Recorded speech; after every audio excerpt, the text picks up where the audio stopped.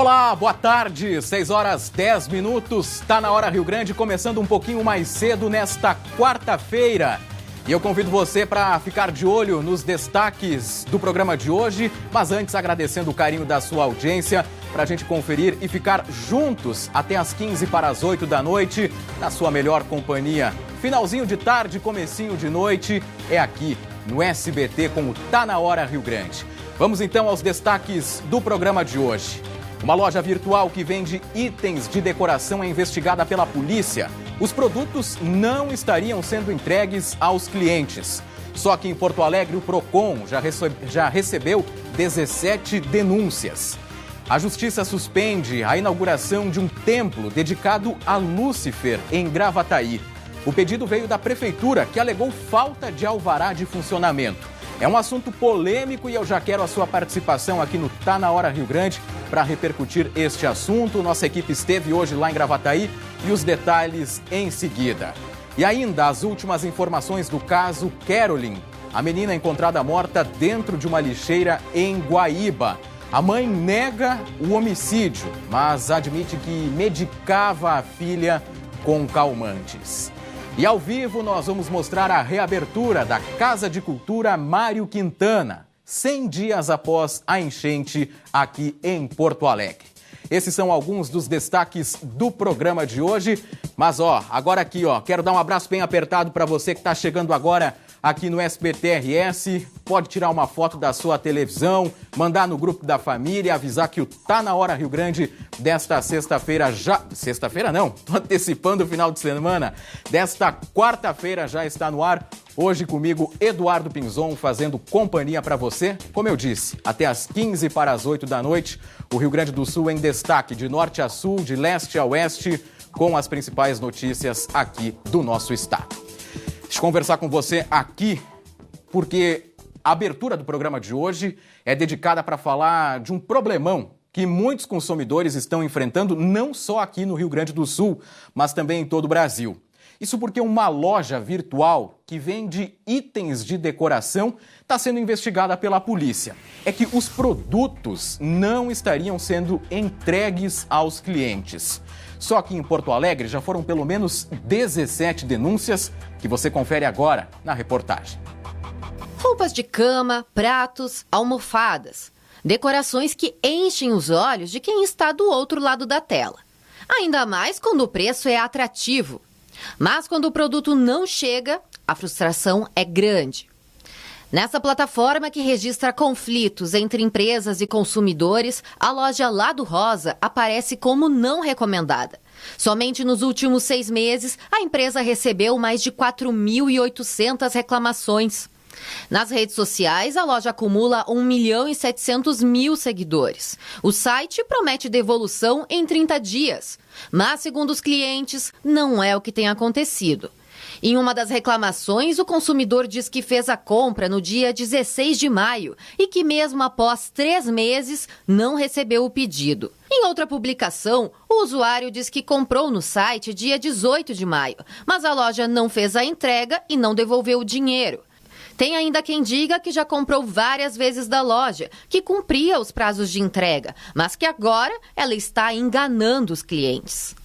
O Procon de Porto Alegre recebeu 15 denúncias contra a loja Lado Rosa e 2 contra a Lado Fit, marcas que pertencem à mesma empresa, que é de Gaspar, em Santa Catarina. Recebemos talvez as primeiras notificações que foram enviadas, foram respondidas de forma inconclusiva e depois acabamos não recebendo mais nenhum retorno da empresa, nenhuma posição com relação aos problemas que estávamos identificando. Então resolvemos proceder com o encaminhamento para a Delegacia do Consumidor para averiguar a possibilidade daqui um pouco de uma possível quebra de contrato ou fraude, nesse sentido. Além da denúncia na Polícia Civil, o Procon de Porto Alegre avalia encaminhar o caso também ao Ministério Público. Até o momento, nenhum consumidor que procurou o órgão de defesa teve o problema resolvido.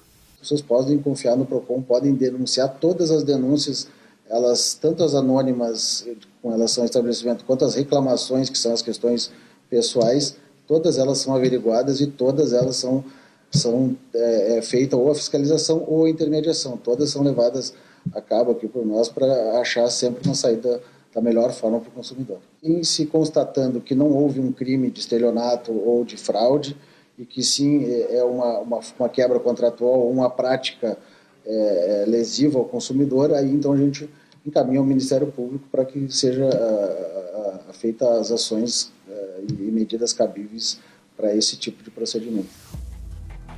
É possível procurar o PROCON pelo site, presencialmente ou pelo fone 156. Em nota, o grupo Lado, que inclui as lojas Lado Rosa e Lado Fit, disse que os produtos de entrega são cuidadosamente destacados no site, tanto na política de entregas quanto no carrinho de compras antes da finalização do pedido. E que tem um canal de atendimento disponível no site para eventuais reclamações. Bom, essa foi a manifestação desta loja lá de Santa Catarina, com sede em Santa Catarina, mas que atende a todo o Brasil, principalmente também os estados do sul do país, como é o caso aqui do Rio Grande do Sul. Se você aí que está em casa, pegar o aparelho celular que está do seu lado e acessar aquele site de reclamações sobre lojas, vai ver que nos últimos 6 meses, repito, nos últimos 6 meses, são mais de 3 mil reclamações relacionadas à não entrega de produtos. Alguma coisa precisa ser feita. A produção aqui do SBT entrou em contato com a DECOM, que é a Delegacia do Consumidor, mas a gente ainda não teve nenhum retorno relacionado à investigação policial deste caso envolvendo esta loja. Como vocês estão vendo aí nas imagens, vende produtos de decoração, produtos muito bonitos, por sinal, mas que infelizmente não está, segundo o que dizem os consumidores ao PROCON aqui da capital, entregando os seus produtos. Bom, nós vamos trocar de assunto agora porque nós temos novidades na investigação da menina que teria sido assassinada pela própria mãe em Guaíba. A suspeita prestou depoimento à polícia e revelou que havia dado sedativos à pequena Caroline, de 9 anos. Aqui a garotinha, aqui atrás, ela que era moradora lá da Coab Santa Rita, em Guaíba. O repórter Guilherme Roquette tem mais detalhes dos avanços da investigação policial. O Gui já está aqui na tela nesse final de tarde. Um bom começo de noite para você, Guilherme. Quais são as novas informações sobre esse caso muito triste que vem aí de Guaíba? Boa noite a todos. Pois então, nós conversamos hoje com o chefe de Polícia Civil aqui do Rio Grande do Sul, Fernando Sodré, para saber então as atualizações desse caso que está sendo apurado pela Polícia Civil. Durante o depoimento à delegada lá de Guaíba, a mãe negou qualquer fato então que tenha levado à morte na filha, mas revelou aos policiais que teria dado sedativos para a menina antes de dormir. A gente vai ouvir um trecho agora do delegado Fernando Sodré. Ela disse que teria medicado a menina com 2 medicações, uma risperidona com prescrição médica, e a segunda dosagem, ela teria dado clonazepam, um conhecido Rivotril, segundo ela, de 1 grama, sem prescrição médica. Tá? A avó da menina diz que, inclusive, eventualmente, ela medicava com uma outra medicação, que agora eu estou sem o nome aqui, mas depois eu pego, que é militriptilina, um negócio assim, que era um outro medicamento que a mãe dava de vez em quando para a menina. O que nos preocupa e o que nós estamos apurando? Na verdade, nós queremos saber se essa medicação interferiu em algum quadro clínico da menina e se a dosagem foi exatamente essa, e por isso nós dependemos muito para causar mortes. Como a menina não tinha sinais externos de violência, nem sexual, nem nenhum tipo de violência física exterior, nós dependemos muito do laudo da avaliação, não só do exame necroscópico interno, mas principalmente dos laudos periciais que envolvem exames laboratoriais, tá? Dos laudos de necropsia, para verificar a dosagem de medicamento, se houve, se não houve. A Polícia Civil também revelou que não há imagens da menina próximo ao local onde ela foi encontrada morta, especialmente naquele horário em que o crime teria acontecido. E que, por enquanto, ainda não há um prazo específico para que esses laudos fiquem prontos. Mas a polícia pediu prioridade ao Instituto Geral de Perícias do Estado, porque a causa da morte ela precisa ser determinada e isso é crucial para que a investigação possa avançar. A polícia também trabalha com a hipótese provável de que o corpo da menina foi colocado dentro do container de lixo. Isso porque não teria como a menina Carolyn haver se debruçado e ter caído para a parte de dentro do container. A polícia considera improvável essa hipótese de que ela teria se desequilibrado. Causou estranheza também aos policiais o fato de que a mãe foi fria quando a Brigada Militar, por exemplo, chegou até a casa dela e acabou informando que havia encontrado o corpo da menina e que poderia ser a filha. A Polícia Civil aguarda o relatório sobre a situação do Conselho Tutelar que foi solicitado pelo Ministério Público, Eduardo. Guilherme, já que você mencionou aí o Conselho Tutelar, muitos telespectadores estão tratando em relação à atuação do Conselho Tutelar. Eu lhe pergunto o que a investigação policial já tem de elementos quanto às denúncias de maus tratos que essa garotinha sofria.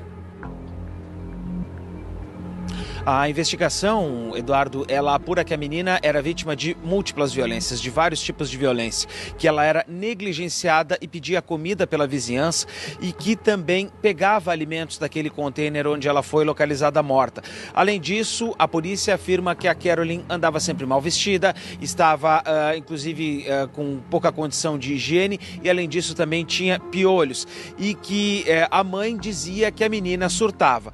A investigação também aponta que a criança sofria agressões físicas, já tinha sido levada para o hospital, inclusive com a suposta informação de que ela tinha sofrido uma lesão após cair de bicicleta, mas depois foi identificada que essa lesão foi provocada por uma escumadeira, ou seja, um utensílio de cozinha que se usa para fritar, por exemplo. Além disso, após esse fato, a menina já tinha sido internada por suposta tentativa de suicídio, mas que a mãe fugiu com a criança do local do hospital antes de ser disponibilizada uma vaga na ala psiquiátrica, Eduardo. Bom, o Guilherme trouxe uma série de detalhes em relação à investigação da Polícia Civil. Guilherme, já agradeço mais uma vez a sua participação. O Gui que está acompanhando desde da semana passada ainda este caso e atualizando a gente aqui. Mas eu quero falar para você, e pode deixar a imagem em tela cheia, que nós estamos tratando aqui, e vou dividir meu comentário em partes, de uma genitora, Não dá para chamar essa mulher de mãe. A mãe a genitora que levou a filha ao hospital e que fugiu do hospital com a filha nos braços. Ela que estava passando por algum problema de ordem psiquiátrica, a garotinha, e a genitora, porque eu me recuso a classificar essa mulher como mãe. Porque mãe é sinônimo de cuidado, porque mãe é sinônimo de carinho, porque mãe é é sinônimo de afeto. E tudo o que a Carolyn não teve, é isso que eu acabei de falar para vocês. Eu tô aqui com a manifestação que a Polícia Civil fez mais cedo e tem algo que chama muito a atenção da investigação, que é o seguinte: ela foi encontrada dentro daquele container de lixo. Pode piscar outras imagens aqui, por gentileza, inclusive lá do local onde o corpinho dela foi encontrado. Nesse ponto aqui, na Coab Santa Rita, lá em Guaíba, ela foi encontrada sem a botinha, o calçado que ela estava usando dentro daquele container. Só que o sapato estava dentro. Isso leva a crer, por parte da investigação, que ela foi colocada lá dentro. Estava descalça, com meias, mas o sapato dela estava imediatamente ao lado de um container de lixo lá em Guaíba, na Coab Santa Rita. O Guilherme compartilhou com vocês alguns dos trechos desse documento, dessa manifestação feita pela Polícia Civil mais cedo, dando detalhes de como está sendo a investigação, e o chefe da Polícia Civil, o delegado Fernando Sodré, concedeu uma entrevista agora à tarde aqui ao SBT. Nós conferimos somente um trecho da participação dele aqui no Tá Na Hora Rio Grande.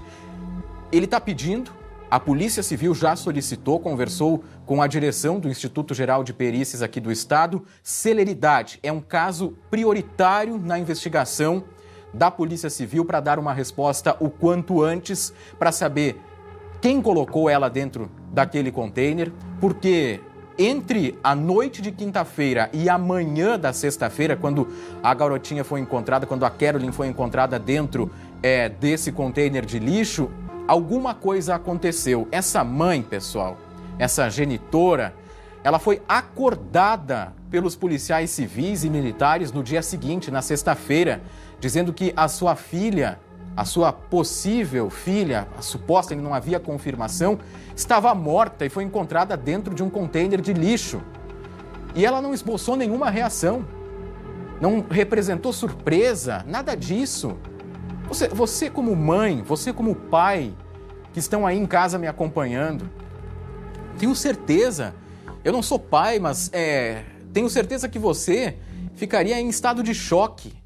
Sabe o que ela fez? Sabe o que ela fez quando os policiais interrogaram e questionaram ela e a acordaram pela manhã que a sua filha não estava dormindo na caminha que ela deveria ter dentro de casa? Ela apontou o dedo e disse que foi a vizinha. Diz que foi uma das vizinhas que, inclusive, já participou de reportagens aqui do SBT, dizendo que procurou 20 vezes o Conselho Tutelar e que nada teria sido feito para auxiliar. E essa questão de que nada teria sido feito tem dado muita repercussão, principalmente nas redes sociais. E por isso que eu quero mais uma vez cobrar a sua participação, a sua mensagem aqui para o Tá Na Hora Rio Grande. Afinal de contas, está aqui na tela o nosso WhatsApp, 519-8027-5113. E eu coloco aqui o meu compromisso e o compromisso do SBT de não deixar esse caso cair no esquecimento. Quando foi de um caso, por exemplo, lá de Três Passos, com um filho de um médico, veio a imprensa de todo o país para dar atenção e cobrir o caso, porque era um casal da alta sociedade do município lá da região noroeste do estado. Aqui em Guaíba, família pobre, de um bairro com muitas dificuldades e de vulnerabilidade social. A repercussão não está sendo a mesma. E a atenção que aquela comunidade, que as pessoas preocupadas com a saúde, com o bem-estar da Caroline, que manifestam hoje a sua tristeza com o que aconteceu com essa garotinha, com essa menininha lá de Guaíba, é de cortar o coração. E eu não vou dividir mais detalhes dessa investigação da Polícia Civil com você que está em casa, porque é final de tarde e, infelizmente, tem muitas coisas que ainda precisam ser apuradas. Importante que o quanto antes a causa da morte dela vai aparecer conforme os laudos, porque pensa no seguinte: o corpo dela não tinha nenhuma marca aparente de violência física ou até mesmo sexual. Por isso que a investigação e o perito, ou os peritos que estão envolvidos nessa apuração, eles têm um prazo até um pouco maior, porque precisam ser feitos exames laboratoriais, exames químicos, para saber se tinha alguma substância na corrente sanguínea dela, se houve algum acidente, se houve alguma batida que não fica aparente, por exemplo, na região da cabeça. E por isso que o chefe da Polícia Civil aqui do estado, delegado Fernando Sodré, ele que está sendo o porta-voz da Polícia Civil neste momento, está cobrando e me contou agora há pouco que esteve reunido com a direção do Instituto Geral de Perícias, cobrando rapidez para dar uma resposta para essa comunidade, para dar uma resposta para essa família, para esse pai, o pai da garotinha, que alega nas redes sociais que vinha, pelo menos desde 2022, tentando a guarda da filha e não conseguiu. Se não me falha a memória, ele é morador lá de Santa Catarina. E claro, eu repito, o nosso compromisso de seguir acompanhando os desdobramentos desta investigação. Agora 6h29, não estranha não, viu? Hoje o programa começou um pouquinho mais cedo, entramos no ar um pouco mais cedo para fazer companhia para você e, claro, atualizar todas as informações aqui do nosso estado. E agora a gente vai dar uma aliviada, trocar um pouco de assunto, porque mais de 100 dias já se passaram desde o começo da maior tragédia climática aqui do Rio Grande do Sul. E ainda tem muito a ser feito. A reconstrução do estado foi tema hoje de um grupo formado pelo governo gaúcho para discutir as ações realizadas e o que ainda não avançou. Sabe quem acompanhou essa reunião? Ela, aqui na tela, a Gabriela Arerina, que vai trazer os detalhes desse encontro. O governador Eduardo Leite esteve por lá também. Boa noite para você, Gabriela. Quais são as informações a respeito desse encontro passados 100 dias da enchente?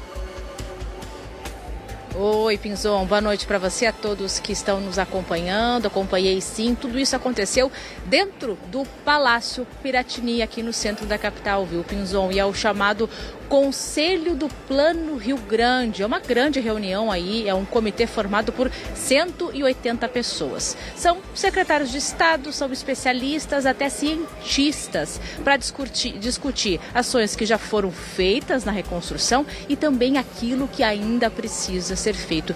E é muito, mas muita coisa pela frente, a gente sabe, né, Pinzon? Só a gente circular aqui pelas ruas de Porto Alegre para a gente poder ver. Tem ainda muitas cidades aqui da região metropolitana que precisam de ajuda. Tem pessoas ainda que não têm aonde morar. Então, Pinzon, é o seguinte, essa apresentação aconteceu ali no segundo piso, no segundo andar do Palácio Piratini. Depois dessa apresentação, o governador Eduardo Leite conversou com a imprensa. E eu perguntei para ele, fiz a seguinte questão para ele. Eu disse, governador, passado aí 100 dias dessa tragédia histórica que a gente não gostaria jamais de ter vivido, qual é a sua maior preocupação agora? E ele respondeu, vamos ouvir.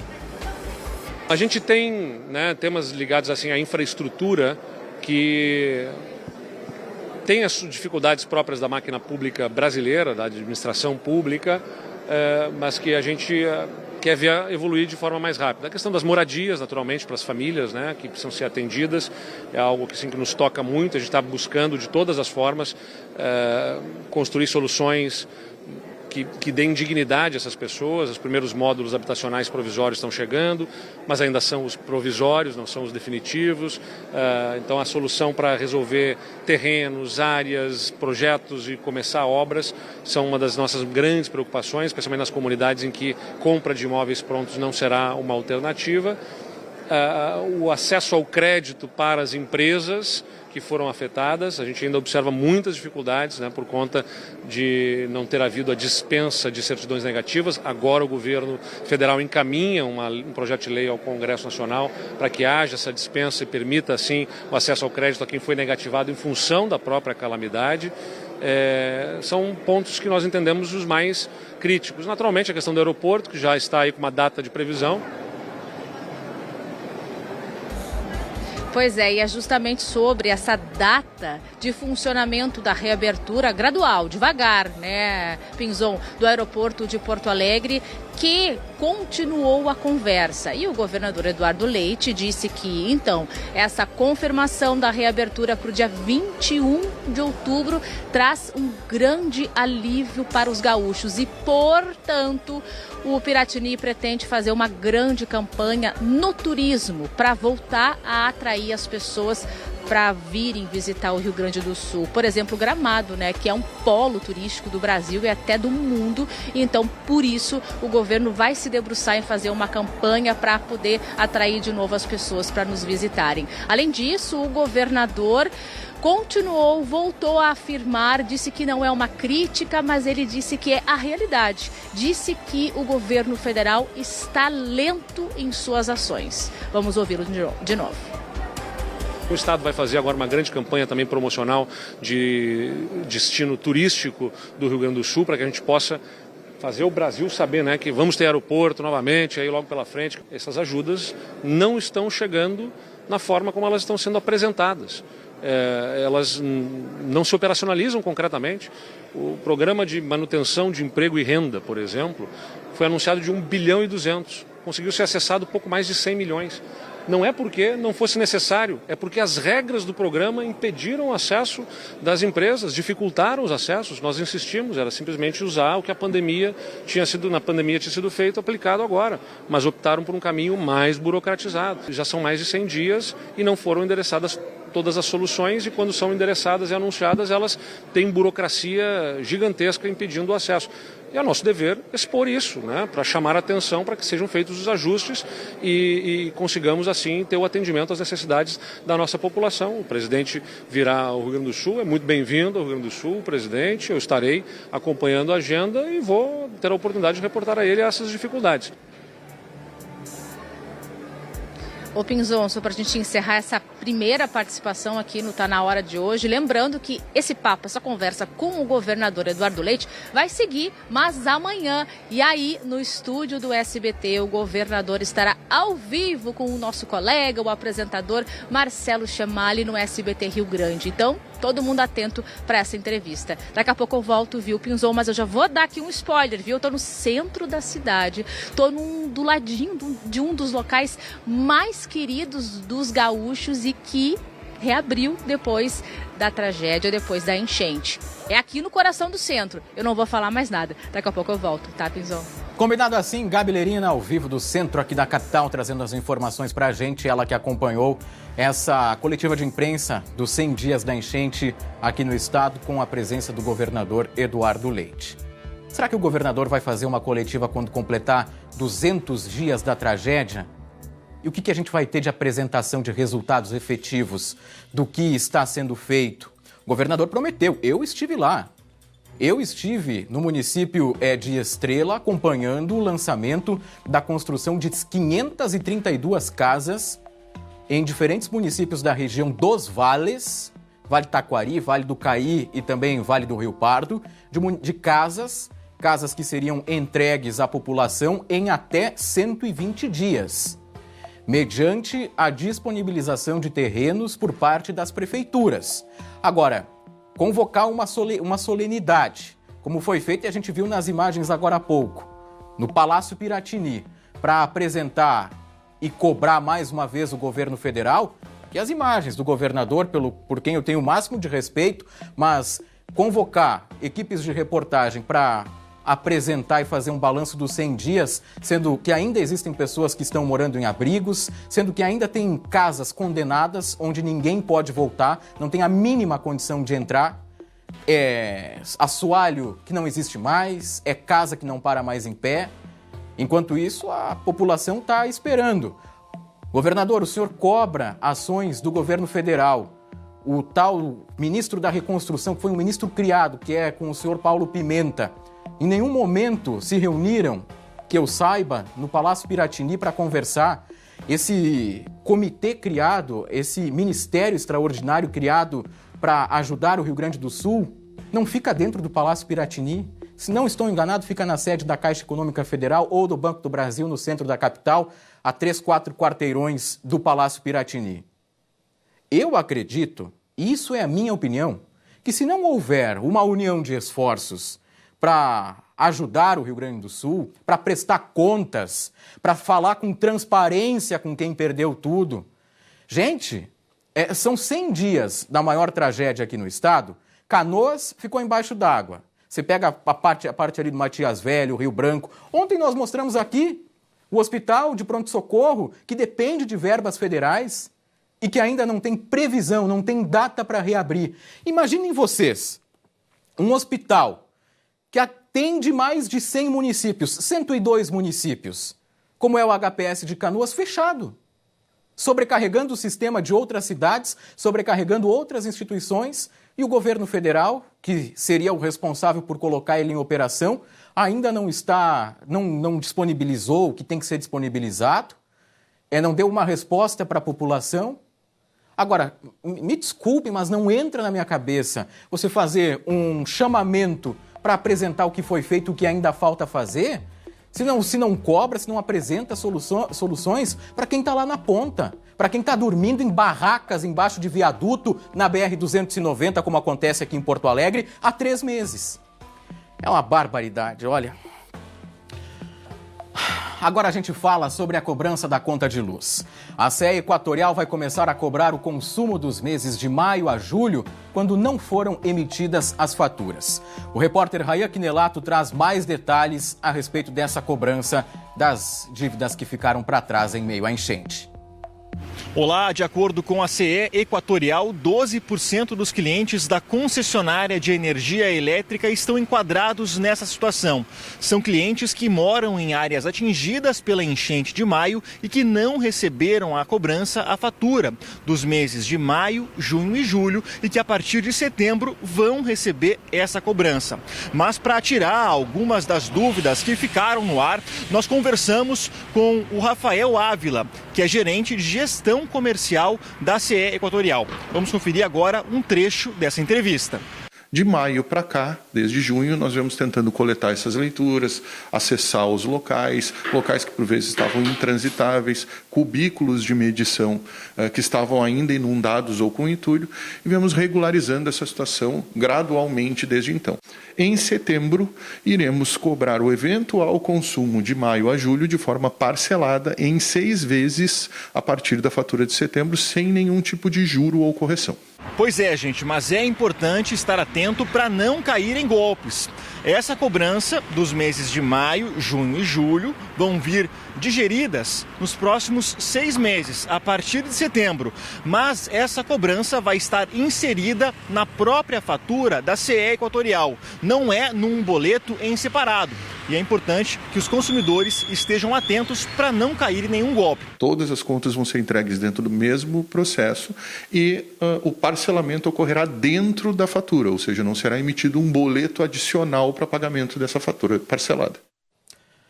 Uma idosa foi encontrada morta dentro de casa no interior da cidade de Estrela. Segundo a perícia, ela foi morta com um tiro na cabeça. A repórter Natália Lauxen tem mais informações ao vivo. Inclusive, já aconteceu o enterro, né, Natália? Boa noite. Oi, Pinzon, boa noite para ti, para todo mundo que acompanha o Tá Na Hora Rio Grande. É isso mesmo. Nós estivemos, inclusive, hoje à tarde no velório e no enterro da Eva da Rosa Aires, de 78 anos. Esse crime aconteceu ontem no interior da cidade de Estrela, aqui no Vale do Taquari, mais precisamente na localidade de São Miguel, uma região bem interiorana mesmo. E o clima do velório foi de muita comoção e poucas declarações. Parentes, amigos, vizinhos também da idosa estavam lá hoje no velório, no enterro. Nós acompanhamos de perto, como eu falei, poucas declarações, mas nós conseguimos conversar com um dos vizinhos que moram bem próximo à casa dessa idosa e trouxe aí algumas informações e também todo esse sentimento, né, de comoção. Vamos ouvir o que ele falou. Foi uma tristeza para nós, uma luta grande, né? Perder uma vizinha boa. Nós temos que cuidar bem para não acontecer mais nada e mandar mais viatura passar em fim de semana, mas e assim não dá mais. E a pessoa não está inseguro mais, né? Que é triste. É um crime, viu, Pinzon, que abalou muito essa comunidade, foi visível enquanto nós estivemos por lá. Como eu falei, poucas declarações, nós tentamos e conversamos, né, nos bastidores ali, porque a Polícia Civil estava lá, inclusive o delegado responsável pelo caso, que é o delegado Márcio Moreno, da Delegacia de Polícia Civil da cidade de Estrela. Ele disse que a polícia trabalha com a hipótese de latrocínio, mas que as investigações ainda estão muito preliminares, né? Eles justamente estavam no velório da idosa para descobrir mais informações e apurar justamente com a vizinhança. Como eu falei, uma localidade muito pequena, geralmente segura, né? Pela primeira vez foi registrado um crime dessa magnitude nessa localidade. E a gente também teve acesso ao boletim de ocorrência que foi registrado pelo filho dela, o Gilberto, que encontrou, né, ela morta dentro de casa ontem no fim da tarde. E de acordo com o boletim, ele chegou por volta de 5 horas da tarde de ontem, bateu palmas em frente à residência da mãe dele, esperava que ela viesse recebê-lo, e aí ele percebeu que a porta da garagem estava arrombada. Depois disso, ele começou a entrar na residência. Infelizmente, verificou que as gavetas tinham sido reviradas, que estava um cenário suspeito. E ele chega até o quarto, onde ele encontra a própria mãe, a dona Eva da Rosa Aires, de 78 anos, amarrada, com as mãos amarradas, deitada em cima da cama e com o rosto ensanguentado. Imediatamente, ele chamou os vizinhos, acionaram a Brigada Militar também, que isolou o local. E se suspeita de latrocínio porque alguns pertences da casa foram levados, como um botijão de gás, uma roçadeira e também o celular dela. Um celular que recém tinha sido comprado, viu? E populares também têm as suas teorias, sempre tem nessas localidades pequenas, mas isso a gente deixa a cargo da polícia, que vai ter um trabalho de investigação bem assíduo, né, nos próximos dias, no próximo mês, porque por enquanto, Pinzon, não tem suspeitos desse crime. Tá certo, Natália. Muito triste essa história. Obrigado pelas suas informações ao vivo, diretamente aí do Vale do Taquari. E olha, gente, na última segunda-feira nós mostramos aqui no Tá Na Hora Rio Grande que uma loja de armas em Novo Hamburgo tinha sido assaltada. Hoje, 6 dessas armas foram recuperadas e 3 pessoas foram presas. No dia do assalto, 89 armas tinham sido levadas da loja. Na ação de hoje, que aconteceu nas cidades de Novo Hamburgo, São Leopoldo e Nova Hartz, além de recuperar as armas roubadas, também foram apreendidas outras novas armas durante o cumprimento de 6 mandados de busca e apreensão. A polícia encontrou as armas roubadas em 2 casas relacionadas ao principal alvo das investigações em Novo Hamburgo. As investigações, aliás, prosseguem com o objetivo de identificar o destino das demais armas e também os autores deste crime. E olha, nós mostramos aqui ontem um flagrante para você de um furto que dura segundos e tem virado moda em Canoas, aqui na região metropolitana. Os ladrões estão se aproveitando de uma facilidade para cometer um crime e levar a tampa traseira de caminhonetes. Nós vamos conversar com a vítima e você confere agora na reportagem. Como num passe de mágica, a tampa da caçamba dessa caminhonete desaparece. Tudo em pouquíssimos segundos. Agora, sem cortes, a gente explica. Esse ladrão faz parte de uma quadrilha especializada nesse tipo de furto. A picape estava estacionada mais ou menos nesse ponto, aqui na rua General Salustiano, no bairro Marechal Rondon, uma área de classe média e tranquila aqui de Canoas, quando os criminosos estacionaram o carro um pouco à frente e apenas um deles desceu e levou a peça com muita velocidade. A picape pertence ao Paulo e ao Alex, que tem uma empresa de locação de guindastes, e eles utilizavam a picape para transportar equipamentos. Em torno de 1h30 de reunião, e nesse tempo aí foi suficiente para o bandido levar, né, a tampa. Demorou acho que 5 segundos para levar essa tampa. E quando nós descemos, até nos surpreendemos, porque eu nem imaginava que essa tampa saía assim, né? Nem sabia que era roubado esse tipo de peça, né? Veja esse outro registro, também em Canoas. O homem que age sozinho retira a tampa da picape e ainda leva 2 botijões de gás. Na internet, o valor da peça varia. Tudo depende de fatores como modelo e ano da caminhonete, mas vai de R$ 800 a R$ 3.000. Pelo que a nossa equipe apurou, o foco da quadrilha tem sido um modelo específico que foi fabricado no intervalo de alguns anos. Mas por que isso não acontecia antes? Por que esse veículo virou o foco dos bandidos? A gente está aqui numa mecânica em Canoas e vai conversar com o Eduardo Mahler, que é proprietário aqui do espaço, para mostrar como que era esse mesmo modelo fabricado antigamente. Aqui ele tem uma dobradiça, né, Mahler? Sim, aqui esse modelo mais antigo, essa 99, ela prendia com dobradiças aqui. E a moderna, ela prende na lateral, onde o pessoal faz a força e arranca as tampas. Desencaixa a tampa. Desencaixa a tampa, exatamente, é onde eles tiram a tampa ali. Será que isso é um erro de fabricação, alguma coisa que não pensaram bem na hora da engenharia do carro ali? É que é para facilitar peso, né, que as dobradiças eram mais pesadas na época, tudo certinho. E claro, eles não iam pensar que o pessoal ia fazer força para roubar as tampas, né? Nesse outro modelo, o sistema também é mais complexo. Aqui é um outro modelo parecido, mas também é com pinos, ó. Esses pinos laterais, só que no modelo da Fiat, ele vem uma meia-lua. Então é mais fácil deles forçar a tampa para desencaixar ela. Daí automaticamente eles cortam os cabos e levam a tampa embora. É isso que eles fazem, basicamente. Mas assim como naquele modelo mais antigo que a gente acabou de mostrar, se eles quisessem levar tanto aquele ali quanto esse, eles teriam que desparafusar mesmo a peça. Sim, ele tem uma presilha, ele tem uns parafusos laterais aqui, né? Que o correto é soltar aqui. Mas a moderna, a estrutura é um pouco mais fraca, então eles conseguem entortar a estrutura. Daí eles tiram a tampa, cortam os cabos, né? E levam embora a tampa. O Alex nos contou que procura por uma peça para reposição. Porém, a tarefa não tem sido tão fácil assim. E aí agora tá um estresse para conseguir uma peça nova, não vale a pena. Não é que não vale a pena, não vale a pena o seguro, né? Porque só a franquia vale mais do que a peça. Então a gente está atrás de uma usada e aí atrás de uma usada e saber se é uma peça roubada ou não. Porque agora eu fiquei sabendo que está sendo muito roubado esse tipo de peça. Então aí se tu vai atrás de uma peça usada, saber se ela é roubada ou não, tu vai estar retroalimentando esse sistema. Então é um problema, né? O casal de influenciadores digitais Gladson Pierre e Pamela Pavão foi solto pela Justiça. A dupla foi alvo de uma operação policial na última terça-feira.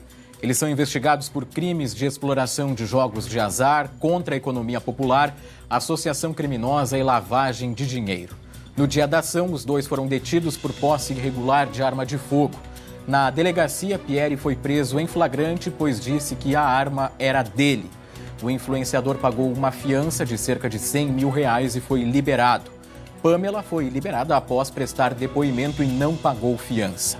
No entanto, no mesmo dia da operação, o casal reiniciou uma nova rifa, ofertando um desses carrões que foram apreendidos pela polícia. Isso fez com que as autoridades pedissem a prisão preventiva de ambos.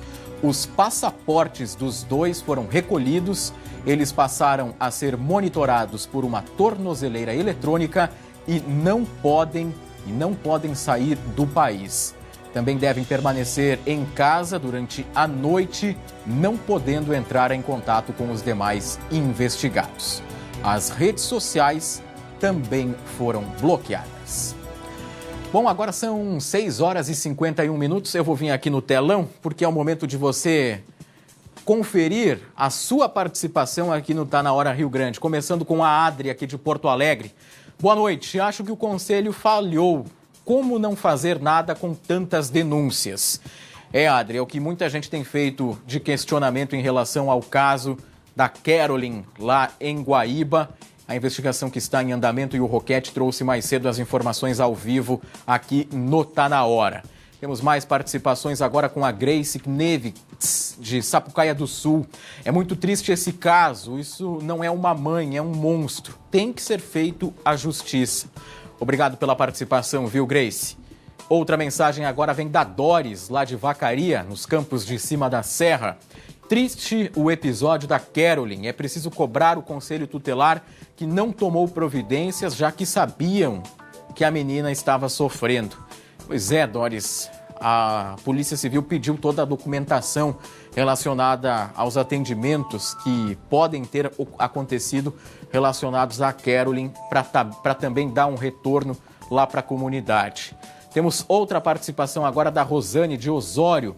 O Conselho Tutelar tem que ser responsabilizado. Teve denúncia e os conselheiros não tomaram atitude. Lamentável.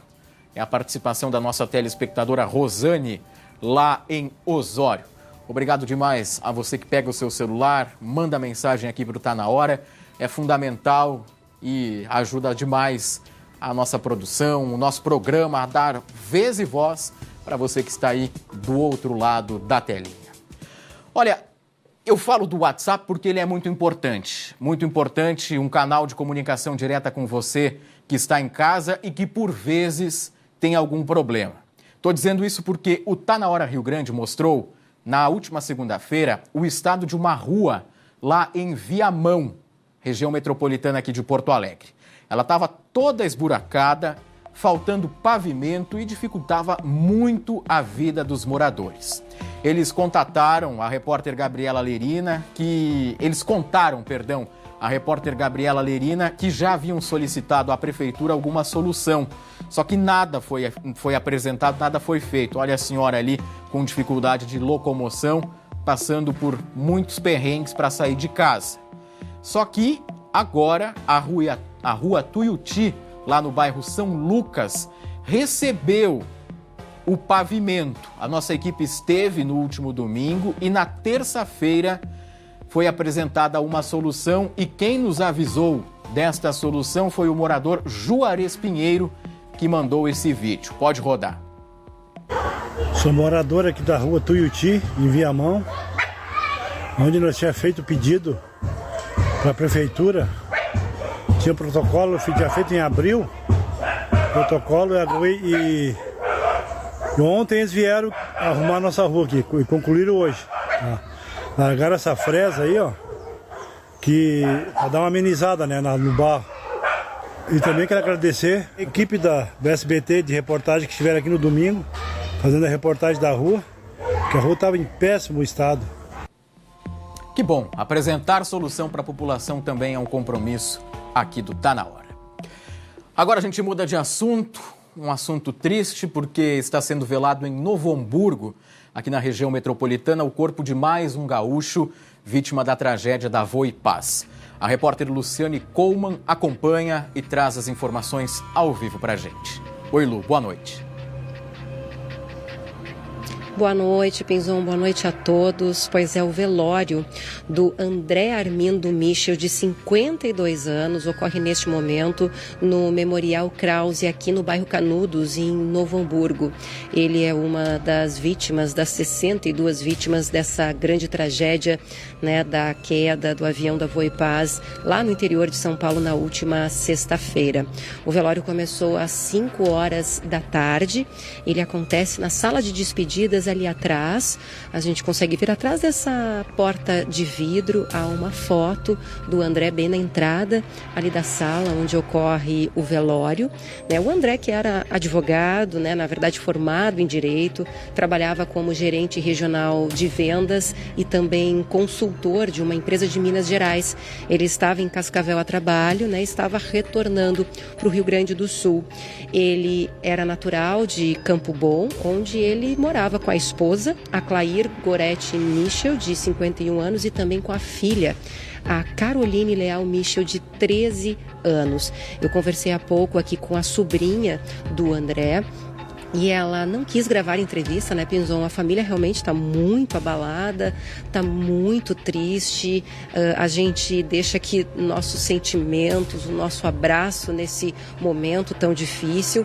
Mas ela passou algumas informações, disse que o tio era uma pessoa adorável, tinha muitos amigos, ele era uma pessoa conhecida por ser pacificadora, ou seja, era aquela pessoa, aquele elo familiar, né? Ele deixa também a mãe e o pai, né, que ainda estão vivos, o pai com 93 anos e a mãe dele com 82 anos. Então, realmente é uma situação muito triste. A todo momento a gente vê amigos, familiares chegando por aqui. A cerimônia de cremação, Pinzon, está marcada para amanhã, às 3 horas da tarde, aqui no Memorial Krause, em Novo Hamburgo. Ele não era, né, apenas um advogado, trabalhador. A sobrinha também disse que ele era um torcedor fanático do Grêmio. Inclusive, a gente não teve a permissão de entrar na sala, mas há exposição de todas as camisetas do Grêmio que ele tinha e estão expostas ali na sala do velório para as pessoas. E também para lembrar a alegria, né, desse gaúcho aqui de Campo Bom, eles estão tocando, por exemplo, o hino do Grêmio lá dentro.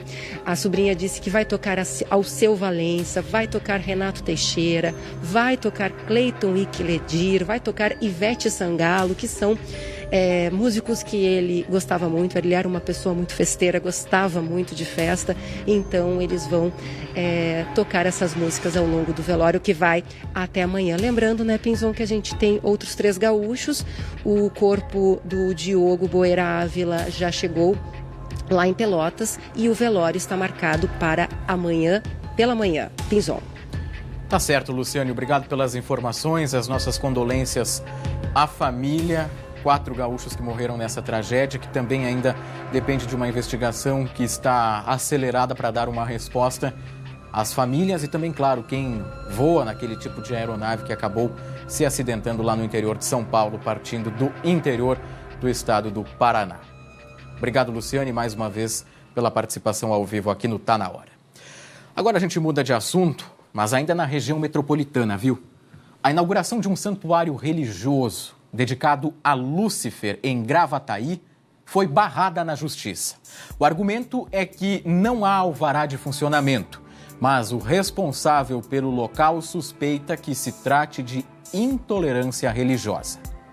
No santuário, os fundadores contam que a estátua foi criada dentro de um conjunto de simbolismos para representar Lúcifer. Essa estátua ela é rica em simbolismos. Ela tem, por exemplo, uma dualidade representada nela, o esqueleto, que representa o espiritual, e a carne, que representa o mundo físico.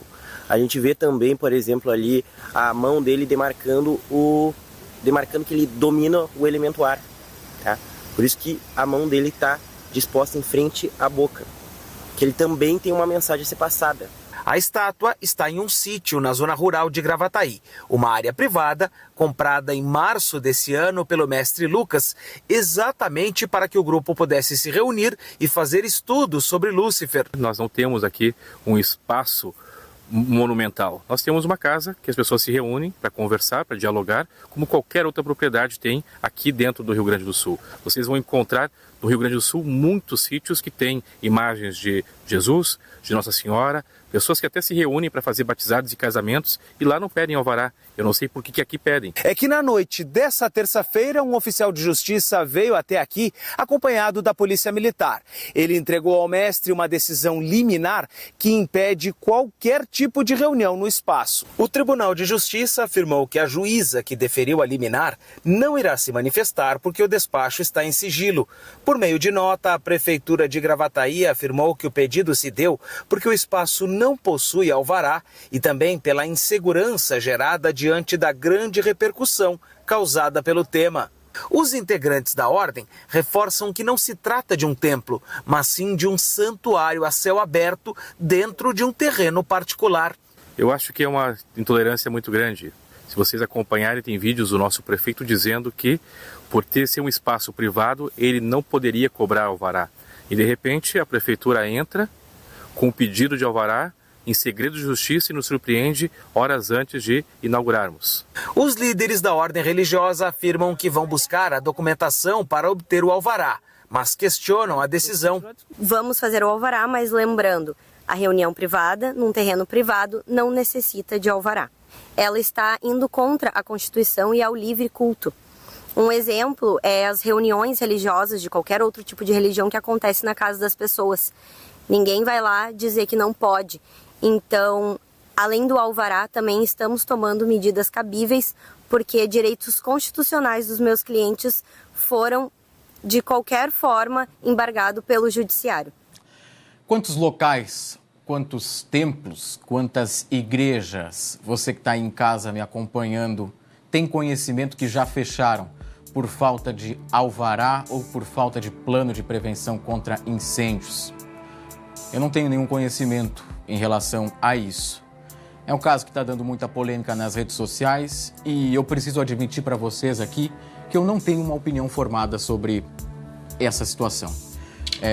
Só acho curioso essa rapidez na solicitação aí da Justiça para o fechamento desse espaço, alegando aí a falta de alvará para funcionamento. Esse caso está lá nas redes sociais do SBT-RS no Instagram. Se você quiser manifestar a sua opinião, fique à vontade ao acessar lá o @SBT-RS. Tem uma publicação trazendo esse tema com a manifestação aí, tanto da Justiça quanto também dos envolvidos nessa história que vem lá de Gravataí.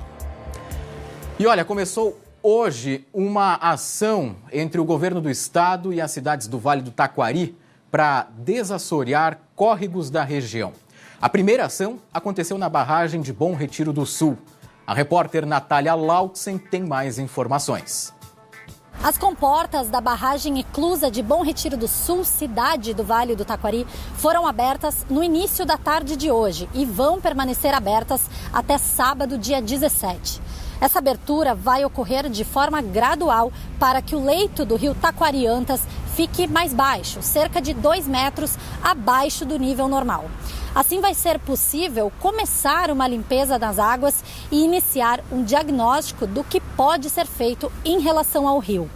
De hoje até sexta-feira, os municípios vão fazer as limpezas nas áreas mais afetadas pela tragédia de maio. E já no sábado, os voluntários vão ajudar com barcos e lanchas em toda essa limpeza. Essa iniciativa do governo estadual e também das cidades da região do Vale do Taquari faz parte de um plano que foi lançado no fim de julho, que projeta desassorear córregos, canais de drenagem e também sistemas de águas pluviais para assegurar a estabilidade e proteção de áreas urbanas e ecológicas. De Lajeado, Natália Lautzen para o Tá Na Hora Rio Grande. E olha, um dos prédios mais icônicos do centro de Porto Alegre reabriu hoje depois de mais de 100 dias parcialmente submerso pelas águas da cheia aqui em Porto Alegre. E quem está lá acompanhando toda essa inauguração ou reinauguração. Ela, Gabriela Lerina, olha a movimentação aí na Travessa dos Cataventos, um clima muito gostoso, afinal de contas o dia favoreceu, né, Gabi? Verdade, viu, Pinzon? E se tem uma coisa que eu gosto é de festa, viu? E tá a maior festa por aqui, vou começar mostrando, olha aqui a gurizada, olha as crianças estão fazendo a maior festa, dando ali um tchauzinho pro SBT que tá ao vivo, tá todo mundo feliz por aqui, viu, Pinzon? O clima é assim de alívio, é de felicidade, pela reabertura exatamente desse que é um dos locais mais queridos do Rio Grande do Sul, que é a Casa de Cultura Mário Quintana. Acabou de acontecer agora um evento que teve a fala da diretora, que logo a gente vai conversar com ela ainda hoje aqui no Tá Na Hora, e também de outras autoridades celebrando o retorno dos trabalhos por aqui. Paulo Garavelo vai parar agora exatamente para mostrar para vocês aí de casa que essa reabertura acontece com uma exposição. E com uma exposição que a gente vai ter que olhar para o alto. Vamos olhar junto, Pinzon, para mostrar para vocês que são fotografias da enchente. É uma exposição que se chama Reflexos da Emergência, que mostra o trabalho do fotógrafo sul-africano Gideon Mendel, que registrou a maior tragédia climática do Rio Grande do Sul. Essas imagens, Pinzon, elas fazem parte do projeto Drowning World, que é mundo afogado que o artista desenvolve desde 2007. Esse artista, ele é especialista em fotografar grandes tragédias e ele desembarcou aqui no início de maio, Pinzon, para justamente fazer esse registro, tirar fotos dessas pessoas, dessas famílias que foram atingidas pelas inundações. Que eu conversei, que eu apurei aqui com o pessoal da Casa de Cultura Mário Quintana, me contou o seguinte, que esse artista, ele não fala português, mas ele tinha uma intérprete junto com ele e ele foi conversando com essas pessoas e foi pedindo para que essas famílias que topassem fazer parte desse registro, elas retornassem às suas casas que foram alagadas, para poder ver a reação delas exatamente naquele instante. Muitas dessas famílias, me contaram aqui, Pinzon, ficaram emocionadas, porque muitas delas recém tinham voltado para casa, não tinham visto a casa como estava. Então, por isso, o resultado foram essas fotos que a gente está vendo aqui. Eu estou caminhando aqui no meio das pessoas, dos convidados, tem algumas autoridades que participaram dessa celebração, eu vou dizer, tá, Pinzon, que é a reabertura da Casa de Cultura Mário Quintana. E também para dizer que depois das 7h30 da noite vai ter um show de jazz, por isso que tem toda aqui a banda formada, já tem os músicos aqui, logo vai começar. Mostra lá em cima, ó, Paulo Garavelo vai mostrar para vocês os registros dessas pessoas. E essas fotos aqui são 15 fotos, Pinzon. Agora elas vão rodar o mundo, porque esse fotógrafo, ele tem esse costume, né? Ele faz essa exposição no local onde ocorreu a tragédia para o povo que viveu, sentiu na pele, e depois essa exposição vai rodar o mundo. Então é um momento muito marcante, essa exposição vai continuar por aqui, as pessoas já podem assistir, podem vir aqui ver de pertinho. E um detalhe bem importante, Pinzon, sabe que muitas das pessoas que estão nessas fotografias foram convidadas para estarem aqui. Inclusive aquele senhor lá que veste a camiseta do Internacional. Eu conversei com ele agora há pouco e eu estava aqui, ó, tentando ver se eu encontro ele para a gente ouvir o relato dele, mas eu não encontrei. Antes de sair daí, vem cá, Paulo, olha aqui, ó, vou te mostrar, Pinzon, até onde a água chegou. Chegou até aqui, ó.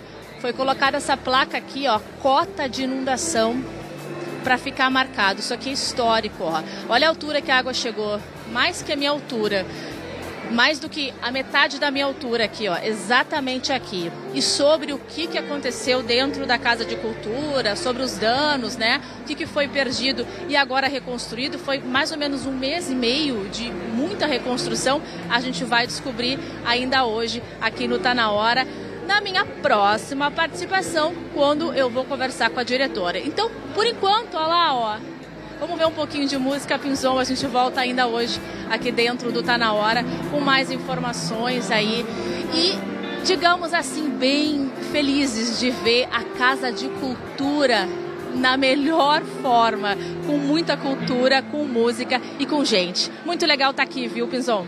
Que bom, Gabi. É isso aí, é festa, é o centro de Porto Alegre que reúne aí a cultura da capital, voltando com esse movimento todo, quem está aproveitando esse dia muito bonito que fez aqui em Porto Alegre. Não está tão frio na rua, a temperatura agora que o sol já se foi, ela cai um pouquinho, mas está agradável, é bom para festejar esse reinício aí, a volta dos trabalhos na Casa de Cultura Mário Quintana, que durante a enchente, infelizmente, também foi muito atingida. Daqui a pouquinho, a Gabi Lerina volta ao vivo lá do Centro Histórico de Porto Alegre com a Casa de Cultura Mário Quintana. E olha, a atriz Vera Fischer recebe hoje o troféu Cidade de Gramado, uma das homenagens do Festival de Cinema que acontece até o próximo sábado. Hoje à tarde ela falou da carreira que começou no cinema. Ex-Miss e símbolo de beleza, Vera Fischer estreou no cinema nos anos 70, em comédias conhecidas como pornochanchadas. Como você é inteligente. As pessoas falam, mas essa aí não é nada, ela só fica nua, que não podia também ficar nua, né? Era só um pedacinho assim. E eu nunca liguei muito para isso, porque eu fui muito bem criada por um pai alemão que, apesar de ter disciplina, me dava muita liberdade também. Então, eu posso dizer que foi bom para mim, foi uma lição para ter feito isso, para depois entrar nos cinemas mais profundos. Na virada da década, fez o clássico Eu Te Amo, de Arnaldo Jabor, com Sônia Braga e o gaúcho Paulo César Pereio, que morreu neste ano. O filme ganhou 4 quiquitos. Eu nunca quis ser atriz, na verdade. Eu queria entrar na minha vida, assim, tipo 19, 20 anos, depois de ter sido Miss. Eu falei, bom, o que a gente pode querer na vida? O que eu queria eram coisas impossíveis. Ser bailarina clássica e ser arqueóloga. Então, isso parecia um absurdo para mim. E aos poucos foram surgindo convites para cinema e eu fui fazendo, mas sabendo que eu não era atriz.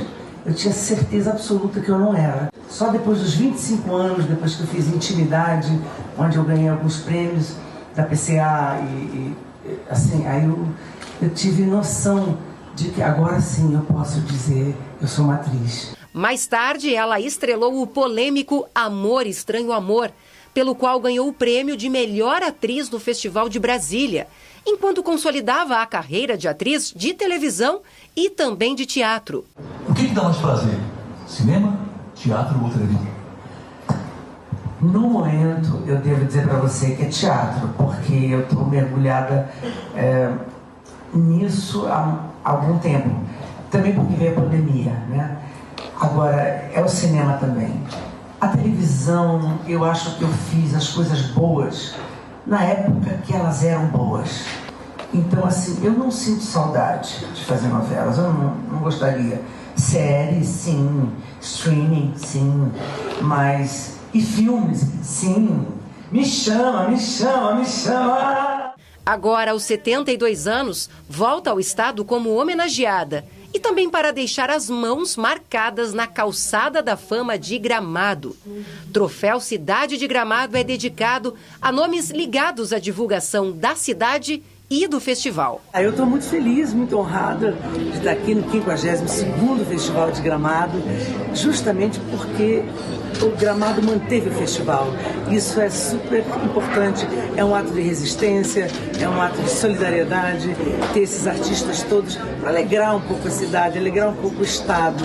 Vamos manter o cinema, vamos manter o festival, isso é brilhante. E eu vou ser homenageada, estou muito feliz e muito honrada. Eu te adoro, Bárbara. Não me abandone. Não dá mais, Paulo. Ela merece! Ela merece! Ela merece! Ela merece! Ela merece! E agora a gente fala do futebol. Inter e Juventude se enfrentam daqui a pouco, às 7h30 da noite, pelo Campeonato Brasileiro no estádio Beira-Rio. Ontem, o Grêmio se deu bem e saiu em vantagem na Libertadores. O Jeremias Werneck chega agora com as informações no Zona Mista.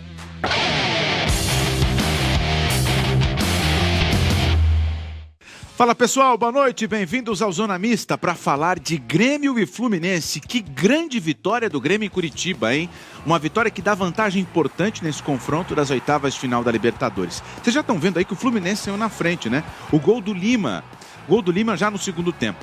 Mas a grande lição que fica desse jogo é olhar para o Grêmio como um time que não desistiu, um time que reagiu. Porque o Grêmio saiu perdendo depois de fazer um primeiro tempo ruim, limitado, com dificuldades para lidar com o Fluminense. E mesmo assim, na adversidade, o Grêmio foi para cima e conseguiu uma virada em menos de 5 minutos.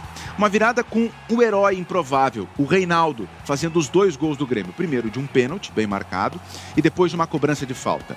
O Reinaldo era um herói improvável, mas talvez a bola parada fosse o caminho mais fácil para o Grêmio chegar ao gol e essa virada. Porque ainda que o Grêmio tenha feito um jogo em que ele foi melhorando, na comparação com ele mesmo, não foi um jogo vistoso, não foi uma atuação assim incontestável, né? E o Grêmio teve volume, chegou perto da área, mas teve dificuldade para criar chances. Então, o Reinaldo, um herói improvável fazendo os 2 gols. Olha, o Reinaldo no São Paulo, antes de chegar no Grêmio, fazia gols. Mas ele no Grêmio ainda não tinha decidido um jogo assim fazendo 2 gols, né? Eu quero dar um outro destaque aqui para um cara que também foi muito importante para essa virada. O Soteldo. O Soteldo, ele faz a jogada que termina no pênalti, o Reinaldo converte, e também sofre a falta que o Reinaldo vai lá e cobra para fazer o 2-1. Como eu falei, é uma vitória de um time que reagiu no jogo, que foi melhorando e que consegue uma vantagem importante. Nas redes sociais, muitos gremistas contestaram a atuação do Grêmio. E na entrevista coletiva, o Renato foi firme ao falar sobre o desempenho do Grêmio contra o Fluminense. Vamos ouvir a entrevista, um trechinho da entrevista do Renato depois dessa vitória em cima do Flu? Vamos lá. O meu time não tem que dar espetáculo. Meu time tem que ganhar os jogos. Tem que ganhar os jogos. E hoje nós enfrentamos um grande adversário, conseguimos uma virada, conseguimos suportar a pressão deles com um jogador a menos. Aí vocês vêm falar que o Grêmio não jogou bem, então acho que vocês estão vendo outro jogo. Com todo o respeito à tua pergunta, vocês estão vendo outro jogo. Ouvi um jogo bem disputado, as 2 equipes muito bem em campo. Talvez o Grêmio oscilou em alguns momentos do jogo, como o Fluminense também oscilou. Agora, um jogo de Libertadores bastante pegado, as 2 equipes criaram. É Libertadores, meu amigo. É jogo pegado. A gente não enfrentou qualquer equipe, não. Não é campeonato estadual. Nós enfrentamos a atual campeã da Libertadores. E aí, que jogo vocês viram aí desse lado? Eu gostei da atuação do Grêmio, mas também não foi uma coisa exuberante assim, né? Terça-feira que vem tem mais lá no Maracanã e aí um empate serve para o Grêmio chegar entre os 8 melhores da América. No final de semana, o Grêmio joga de novo em Caxias do Sul, mas aí no Alfredo Jaconi contra o Bahia, o último jogo do Grêmio fora da Arena. Mas isso aí é papo pro Zona Mista de amanhã. Espero vocês aqui, tá? E também no SBT Esportes RS, à 13h. Eu e Glauco Paza, naquela resenha que só tem aqui, tá bom? Ótima noite, até mais. Valeu, obrigado Jeremias Werneck com as informações do esporte no Zona Mista. Agora 7h18, eu vou vir aqui no telão porque o Jaimir Rosa, lá de São Sebastião do Caí, está manifestando a sua indignação com o que aconteceu com a garotinha Caroline lá em Guaíba. Vamos ver se vai ter resposta da Justiça para o Conselho Tutelar. É mais uma manifestação dos nossos telespectadores que estão indignados com o que aconteceu nessa tragédia em Guaíba com a morte da garotinha. A Tânia Quadros, lá de Guaíba. Propriedade para falar. Tânia diz o seguinte: comunidade guaibense quer o afastamento dos conselheiros e uma nova eleição.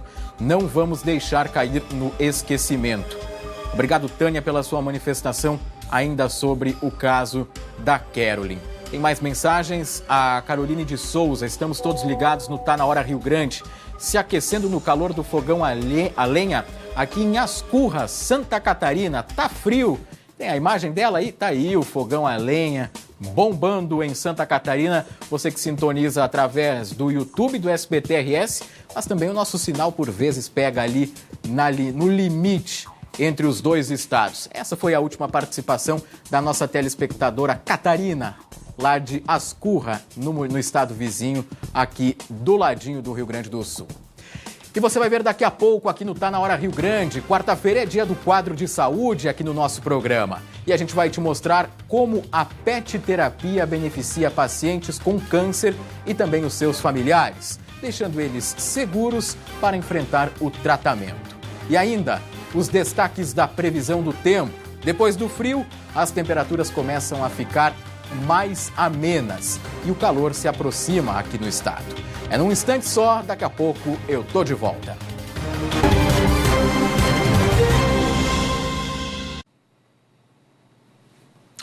O Tá Na Hora Rio Grande está de volta e é hora de falar de intolerância religiosa e também em Gravataí, na Grande Porto Alegre. Uma mulher atacou uma loja de artigos religiosos ontem. O proprietário teve um prejuízo de R$7 mil. Era para ser mais um dia normal de trabalho na loja do Maurício, até ele ouvir barulhos. Quando foi conferir, a cena era esta: objetos espalhados pelo chão. Acabei de ser atacado por essa senhora aqui, derrubando as minhas imagens de São Miguel e do seu Zé. Foi um susto, né? Foi um susto porque a gente nunca espera, como empresário, abrir a loja e se deparar com uma situação daquela. Um sentimento assim de impotência também, né? Pelo fato, pelo ocorrido que a gente presenciou, porque a gente não podia assim agir da mesma forma, né? Pelo que a gente entende de espiritualidade, que é ter paz, né? Ser totalmente contra qualquer tipo de intolerância, a gente respeita todas as crenças, e ver o ódio pregado ali, a gente teve que ter um controle muito grande para não perder a calma. A loja alvo do ataque fica em Gravataí. Uma mulher quebrou estátuas e danificou diversos artigos religiosos. Esta peça, por exemplo, tinha asas na parte de trás. E assim como os outros objetos danificados, a imagem também será restaurada. Conforme o proprietário da Flora, a responsável pela destruição gritava palavras que indicam uma intolerância religiosa. Que a gente era demônio, que a gente não sabia o que estava fazendo, ameaçando entrar na loja, chutando as imagens, né? Questionei ela por que ela estava fazendo isso. Ela falou que foi o pastor dela que mandou, que ela veio de coração, né? E eu fiquei sem entender, porque a gente prega tanto o amor, né, nas religiões no qual a gente acredita e defende, e não é compatível com o gesto dela. O ataque deixou um prejuízo de pelo menos R$7 mil. Para tentar recuperar o valor, o Maurício organizou uma vaquinha online. Foram 2 imagens de fibra, né? Uma do seu Zé Pilintra, nosso mestre Zé, de aproximadamente 2 metros, a imagem ela foi danificada por completo. As asas do São Miguel Arcanjo e infelizmente a balança que o meu filho, que já desencarnou, fez para mim. Então tem um sentimento muito grande ali. A senhora não encosta mais essa imagem, por favor, que eu já chamei a brigada. O proprietário registrou um boletim de ocorrência. No documento, a Brigada Militar confirma que a mulher foi atendida na UPA de Gravataí e depois de receber uma medicação, ela foi liberada. Para encerrar o caso, o Maurício espera uma retratação pública da responsável pela ação. Já estamos com uma advogada cuidando. A gente vai pelo lado da retratação, né? Porque a gente não dissemina ódio. A gente quer simplesmente uma retratação daquilo que a gente acredita, que é o respeito, o amor, o respeito às diferenças, né? A nossa Umbanda, a nossa, né, fé. A gente quer isso, quer a união do povo. A gente vive tempos difíceis, né, de intolerância, e aqui a gente quer paz e amor. Depois pega um laudo médico e diz que teve um surto, né? Bom, o Tá Na Hora Rio Grande vai falar agora, no seu momento, da saúde. Pode rodar a vinheta.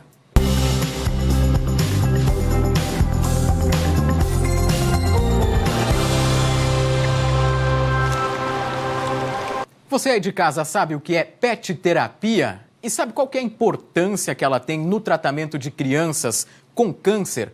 A nossa equipe foi acompanhar um dia dessa terapia que conta com os cães como parceiros na hora de aliviar o estresse no tratamento do câncer. Pode rodar a reportagem. Lá vem a dupla chegando para mais um dia de trabalho no Instituto do Câncer Infantil em Porto Alegre. E de cara, já deu para ver que eles eram muito dispostos. O Napoleão é voluntário recente. Já o Billy, um velho conhecido.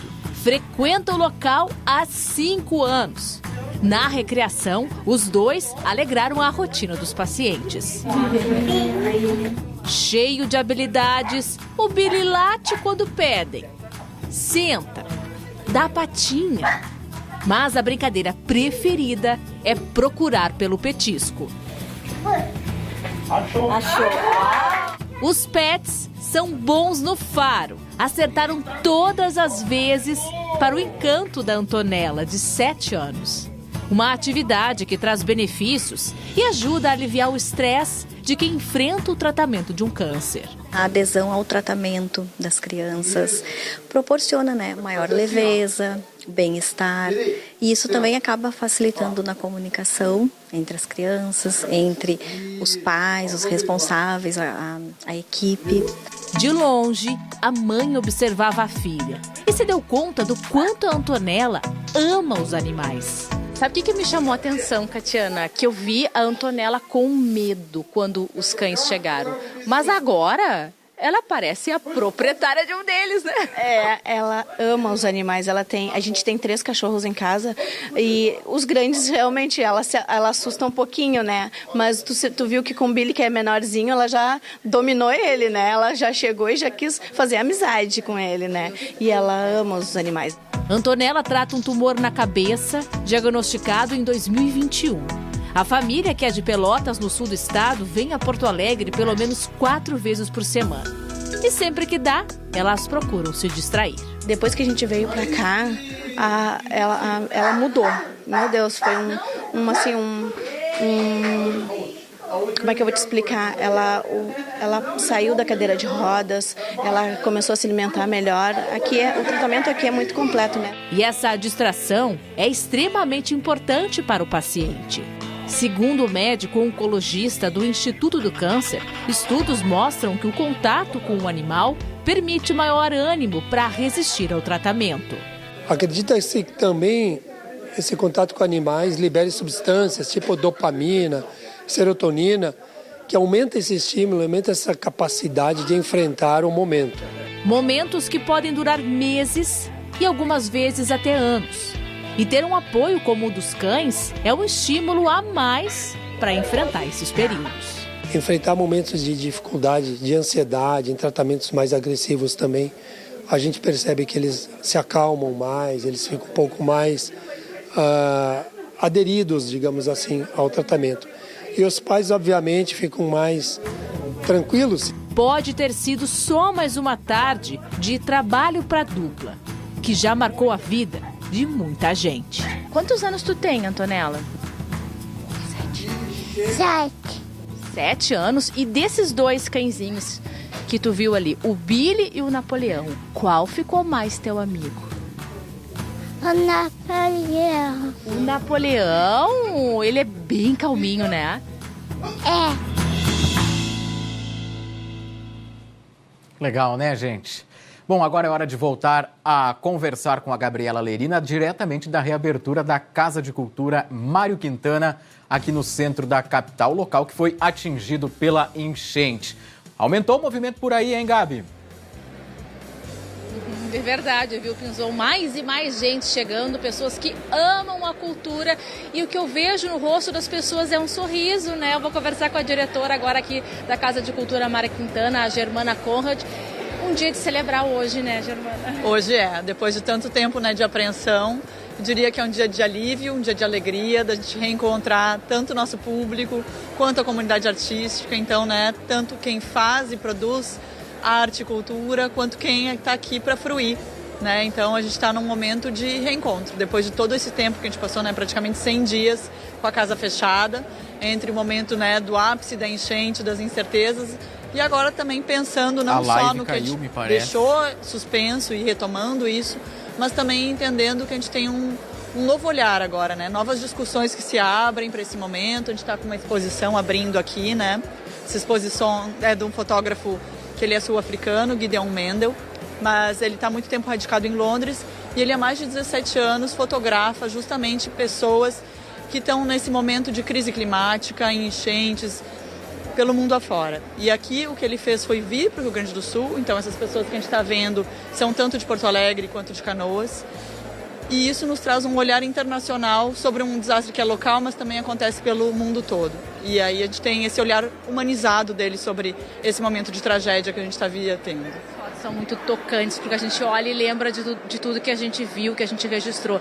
Deixa eu comentar contigo o seguinte, a gente viu que tem até uma marca lá, ficou registrada, foi uma placa que foi colocada, que mostra a altura da água, que dá mais ou menos aqui assim na minha cintura. O que vocês perderam aqui, Germana? A gente teve diferentes alturas, né? Na 7 de setembro, apesar de imperceptível pela topografia, a gente chegou a 1,50 m a água. Aqui, mais próximo da Andradas, a água não passou de 60 centímetros. Mas com isso a gente teve uma perda material, né, de muitas redes elétricas, rede hidráulica, revisão de bombas, todo esse trabalho agora que a gente está fazendo de restauro das nossas esquadrias de madeira, que ficaram inchadas, toda a parte de pintura, tanto externa quanto interna, pela umidade, pelo mofo. E, principalmente nas salas de cinema, a perda também de mobiliário fixo, né? Porque a gente fez uma força-tarefa na véspera, a gente conseguiu levar o que estava em exposição, a gente não tem acervos aqui, né? Mas o que estava em exposição a gente levou para os andares superiores, o que era mobiliário e equipamento fácil de deslocar também, mas aqui a gente tem as poltronas, né, dos cinemas, os carpetes, revestimentos que se perderam, e agora a gente está já com uma cinemateca, né, reabrindo uma sala, então nesse momento já recuperando. Obrigada e sucesso para vocês, vida longa, Casa de Cultura. Muito obrigada, viu, Germana? Obrigada, boa noite. Deixa eu chamar agora, olha aqui, ó, esse aqui é o Alex Abel, é um colorado que tá lá atrás, ó. Tava lá na frente da casa dele, lá em Canoas, na região metropolitana. Alex, qual foi a emoção de tu chegar e te ver aqui assim? Veio tudo à tona de novo, né? Tudo aquilo que nós havíamos passado no bairro Matias Velho, em Canoas, ali, acabou vindo tudo à tona. Tudo que nós passamos nesses hoje, completando 100 dias de tudo isso que está acontecendo. Na Casa de Cultura Mário Quintana, um patrimônio histórico nosso aqui do Rio Grande do Sul, né? Então, nós estarmos voltando aqui hoje, celebrando, festejando tudo isso que está acontecendo, é um misto de felicidade e um pouco de nostalgia, tudo aquilo que aconteceu. Bem rapidinho, me conta, como foi fazer essa foto? Como é que foi? Ele chegou, conversou contigo, ele não fala português, né? Mas teve uma pessoa que ajudou vocês a conversarem. Como é que foi? Ele veio com a Ana Ortega, ela que veio como intérprete dele, e ele trouxe um toque de dignidade, humanidade em meio ao caos. Tudo isso aconteceu, foi incrível. Obrigada, viu, Lex? Muito sucesso pra ti, viu? Obrigada, viu? Obrigado. Boa noite. Então tá, Pinzon, é isso. Consegui conversar e pegar um pouco dessa emoção de uma pessoa que foi fotografada por esse artista, que ele é internacional. E agora é hora da festa por aqui, viu, Pinzon? Vai começar agora ali uma apresentação de jazz. E aí eu me despeço porque eu vou lá curtir, é claro, Pinzon. Beijo pra ti, até amanhã, viu? Não, para tudo. Gabi, você vai ter que levar a gente até lá, pelo amor de Deus. Não, vamos juntos até lá o jazz. Eu quero ouvir essa música. Será que tem como deslocar até lá, hein? Vamos, claro. Eu tô te ouvindo um pouquinho mais baixo, vai ter que falar um pouquinho mais alto, Pinzon. Mas vou lá, tô te levando, ó. Paulo Garavelo vai te levar pra dentro da banda lá pra curtir esse jazz nessa noite de quarta-feira, viu? Você falou que gosta de festa, né, Gabi? Então vai aproveitar bastante. Já tá rolando o som da atração de jazz, a galera com o celular na mão. Afinal de contas, quem não conhece a Casa de Cultura? Eu conheço gente que é aqui da capital e que nunca foi na Casa de Cultura. Gente, tira um final de semana, um sábado, um domingo, para explorar esses corredores, as exposições. Tem o quarto onde tem os objetos do Mário Quintana. E o som tá rolando, hein, Gabi? Beijo, não te ouço nada, Pinzon, que eu tô aí aproveitando. Fui! Tá bom, a Gabi mostrando, fazendo um passeio pelas janelas, o pessoal nas sacadas também, conforme vocês estão vendo aí, com as atrações dessa exposição, desse fotógrafo que esteve durante as enchentes aqui e aí acabou colocando e fazendo essa exposição na retomada da Casa de Cultura Mário Quintana. Obrigado a Gabriela Lerina e a sua equipe pela participação ao vivo, atualizando você desse momento tão importante para a cultura aqui do Rio Grande do Sul. E agora eu tenho um desafio. Eu tenho um desafio para você que está acompanhando o Tá Na Hora Rio Grande. Vem cá, você encararia um passeio a 100 km por hora nas alturas. Essa é a proposta da maior tirolesa urbana das Américas, que fica aqui pertinho da capital, em Feliz, ou como dizem os moradores, na Feliz. A experiência é radical e você confere agora na reportagem da Aline Schneider. Nós estamos na cidade de Feliz, a 85 quilômetros da capital gaúcha. No coração do município fica o parque que concentra diversas atividades do turismo ao ar livre. Tem pedalinho, parede de escalada e a tirolesa no lago. As crianças amam e se sentem muito à vontade com toda a atenção que recebem da equipe. E assim, o medo fica para trás. A emoção fica maior. É nessa torre que os corajosos se preparam, colocam o equipamento e recebem as primeiras orientações para a grande aventura. É a primeira vez que eu tô vindo na tirolesa. Eu gosto de aventura. Eu não tenho medo de encarar. A experiência é radical. São 3 minutos de descida percorridos em 2,5 km de distância. A pessoa está num cinto, com ancoragem nos ombros, na cintura, nas pernas. Tem 2 fitas, 2 mosquetões, 2 polias. Então tudo aqui é duplicado, superdimensionado, sempre completamente seguro. A vista é deslumbrante. 335 metros de altitude de pura beleza. Muitos turistas vêm para cá para contemplar a natureza e compartilhar a emoção com quem se diverte na tirolesa. E é daqui que a turma parte para uma experiência inesquecível, que pode ser curtida de 2 maneiras, sentado ou deitado, chamado de supervoo. Muito boa, indescritível, só descendo para saber. Eu fui nos 2 estilos, sentado e o supervoo. A adrenalina é muito boa, então a sensação é ótima, então é só por ir de novo. Aquela sensação de liberdade que não tem como descrever. Eu vou desafiar você que está nos acompanhando para conhecer esse local, afinal de contas é uma grande atração. Olha que bonitas essas imagens aéreas aí. Eu tenho certeza, não tenho medo de altura, então teria coragem de encarar esse desafio a 100 km por hora nas alturas aqui na região metropolitana. É pertinho da capital, deslocamento super tranquilo para quem quiser conhecer essa super atração aqui no Rio Grande do Sul. Agora, 7 horas e 40 minutos, eu quero saber também de você aí de casa, como é que está sendo acordar cedo, hein? Tá gelado, né? Diversas regiões aqui do estado têm registrado baixas temperaturas logo nas primeiras horas do dia. O lugar mais frio do estado, hoje, foi novamente o município de Pinheiro Machado, com quase 4 graus abaixo de zero. Mas, pelo menos, a tarde foi um pouquinho mais quente que ontem. E quem me conta como está o anoitecer ao ar livre é ele, o Guilherme Roquette, mais uma vez nas ruas aqui da capital, Gui. Bom, Pison, agora faz 16 graus aqui no bairro Praia de Belas, esfriou um pouquinho desde o final da tarde, mas aqui em Porto Alegre hoje os termômetros chegaram a marcar até 22 graus, especialmente aqueles que ficam na parte mais exposta ao sol. E aí com isso muita gente aproveitou essa tarde para fazer exercício ao ar livre e pela medição oficial a máxima aqui em Porto Alegre chegou a 23 graus lá na região do bairro Jardim Botânico. Agora, para amanhã, quinta-feira, a gente tem uma previsão do dia começar inclusive com formação de nevoeiro nas primeiras horas da manhã. Em pontos de maior altitude do estado, como os campos de cima da serra, o dia começa com temperatura abaixo dos 4 graus. E a previsão é de uma grande amplitude térmica, ou seja, com uma variação grande da temperatura, porque a temperatura máxima ela pode chegar a 25 graus em várias áreas do estado e lá na região oeste aqui do Rio Grande do Sul, a máxima pode chegar inclusive a 29 graus. Na sexta-feira vai ser um dia mais abafado, inclusive com neblina mais densa, o que pode afetar também o trânsito, movimentação em estradas e até mesmo em aeroportos aqui do estado. Pode haver temperatura máxima registrada aí de 30 graus nas regiões dos vales, como o Vale do Taquari, Vale do Caí e também na região noroeste. Agora, quando a gente vai lá para o final de semana, o sábado, ele tem chance de pancada de chuva, especialmente na metade sul do estado e na fronteira com o Uruguai, mas no resto do estado a temperatura ela segue alta com chance de bastante abafamento. Para o domingo, aí sim, essa instabilidade que começa no sábado pelo sul, ela deve se intensificar e vai crescer, especialmente até a região central do estado, e vai provocar chuva tanto na metade sul quanto também na região oeste do estado. Mas ela vai vir em formas de pancadas, não vai ser temporal, vai ser aquela chuva tradicional que a gente tem. Pode chover forte, claro, em alguns pontos mais isolados, mas não é temporal, não há previsão de grande chuva. E no norte do estado, ainda no domingo, com sol e temperatura abafada, Pinzon.